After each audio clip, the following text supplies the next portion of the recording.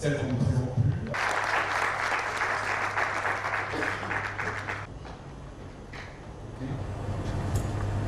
L'honneur m'échoit de souhaiter, au nom des populations de la ville de Douala, et en celui de l'ensemble de l'exécutif communautaire que je représente ici, une chaleureuse bienvenue dans la ville de Douala, à ceux qui se joignent à la délégation des congressistes arrivés dans notre belle cité capitale économique depuis quelques jours déjà, particulièrement dans cette salle de l'hôtel Sawa qui abrite la double cérémonie de la couture du 7e congrès du Girafe et l'ouverture du 4e congrès franco-camerounais du gynéco-obstétrique. Chers congressistes venus d'Afrique, d'Asie et d'Europe, comme je vous l'ai dit à l'entame du congrès du Girafe, par l'entremise de la voix de l'un de mes adjoints, le choix porté sur la ville de Douala pour abriter ce double congrès baptisé à dessein congrès conjoint et placé sous le patronage du vrai magistrat que je suis, honore particulièrement la ville de Douala, qui a déjà eu à abriter le 2e anniversaire du Girafe en février 2010 et aujourd'hui le 7e. Le congrès conjoint dont le premier ferme ses portes ce jour, simultanément au second qui fait son entrée en scène, fait l'emphase sur les problèmes de la femme, de sa naissance à l'âge très avancé, passant par les infertilités des couples, les maternités, les accouchements et la prise en charge des nouveau-nés. Tout au long de ce parcours, centre des préoccupations dans la perspective de lui épargner des maladies sévères tels les cancers et les décès causés par les maternités sans laisser en marge ces nouveau-nés. Les programmes tels que conçus par le comité d'organisation ont été si bien élaborés qu'ils augurent un franc succès à ces assises, d'autant plus que les connaissances et savoirs de l'ensemble des professionnels de la santé de la femme réunis bénévolement auront contribué à l'avancement significatif du domaine de la santé de reproduction. J'ose espérer que la célébration de la vie à travers le combat contre la stérilité entrepris par le groupe interafricain d'études, de recherche et d'application sur la fertilité et la Société camerounaise de gynécologie et obstétrique trouve un terreau fertile dans la mise en œuvre des résolutions qui émaneront de ces rencontres qui se passent le témoin. À l'aurore du 7e congrès du Girafe, vous me permettrez d'espérer la démocratisation de l'accès à ces soins au plus grand nombre, quelle qu'en soit la bourse, dans la mesure où la collaboration sans cesse enrichie entre les acteurs étatiques, les ordres nationaux des professionnels médico-sanitaires et toutes les institutions ou organismes œuvrant dans le domaine de la santé permettra d'optimiser l'exercice de la médecine gynéco-obstétrique au Cameroun. Aux partenaires des âmes de bonne volonté qui ont donné du crédit aux organisateurs de ce congrès conjoint, en facilitant sa réalisation, je voudrais adresser mes félicitations et les remerciements de la ville de Douala pour les efforts consentis pour qu'en découle le bien-être de la femme et de la famille.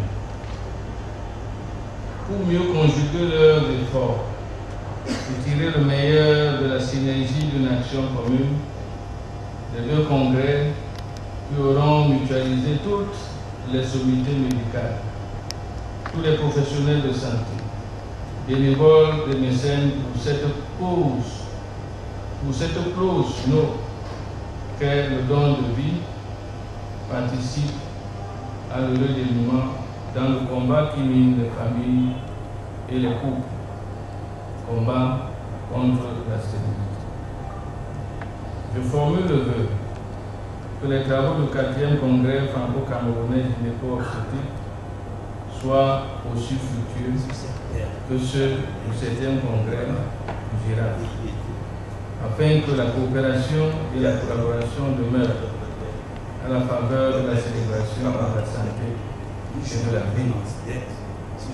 Aux nouveaux congressistes qui nous rejoignent, je vous souhaite de profiter au mieux des charmes qu'offre notre belle cité, capitale économique. Ainsi donc, je déclare donc clos les travaux du 7e congrès et ouvert ceux du 7e congrès et ouvert ceux du 4e congrès franco-camerounais gynéco-obstétrique. Pour que vive la santé de la mère et de l'enfant, pour que vive la ville de Douala, pour que vive le Cameroun et son illustre chef, son Excellence Paul Biya, président de la République, chef de l'État. Je vous remercie pour cette confiance.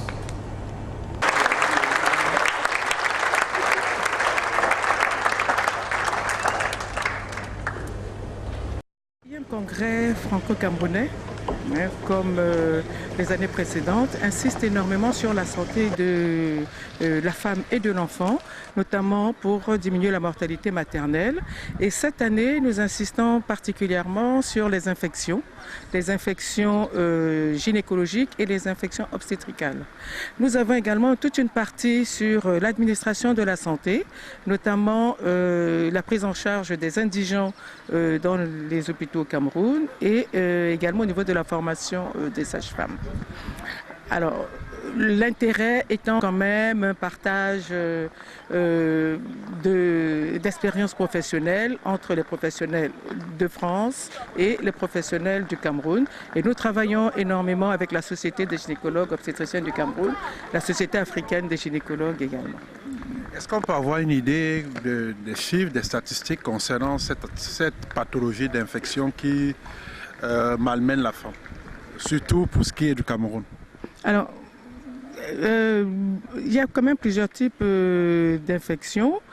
Bon, il faut quand même se dire que pratiquement plus de la moitié des problèmes d'infertilité sont quand même liés aux infections gynécologiques. Il y a certaines infections qui sont diagnostiquées parce que la femme a mal, la femme a de la fièvre, elle fait une salpingite, c'est-à-dire l'infection des trompes, on le diagnostique.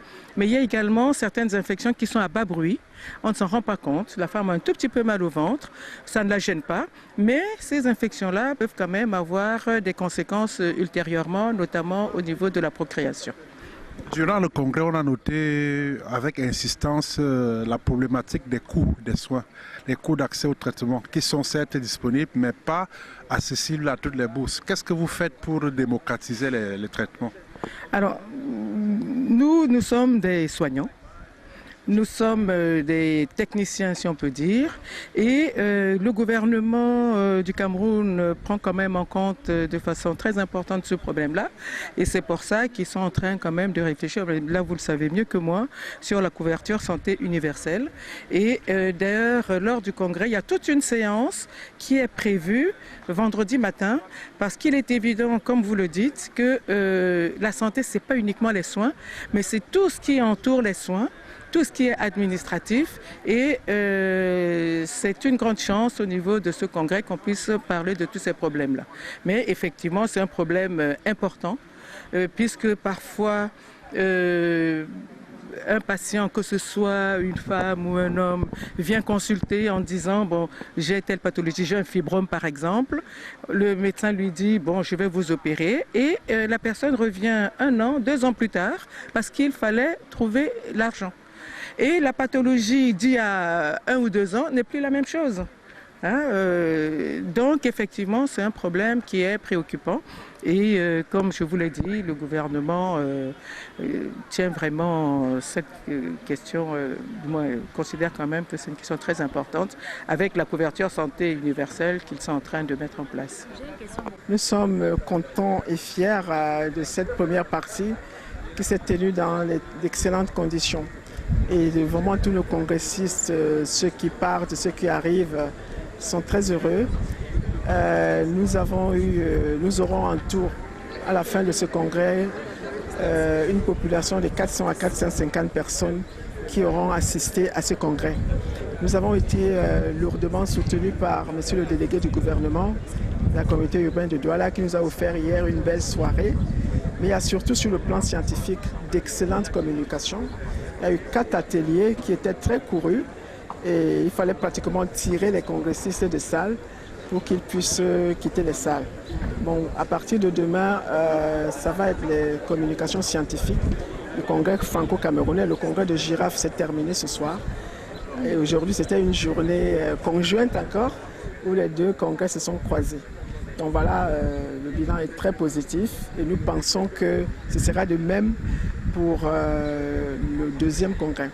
Je voudrais aussi dire que nous remercions énormément les journalistes qui ont joué le jeu, qui nous ont accompagnés. Derrière notre expert Alain Tchakounté. Donc voilà un peu, je pense que nous allons continuer sereinement jusqu'à vendredi pour clôturer ce congrès conjoint.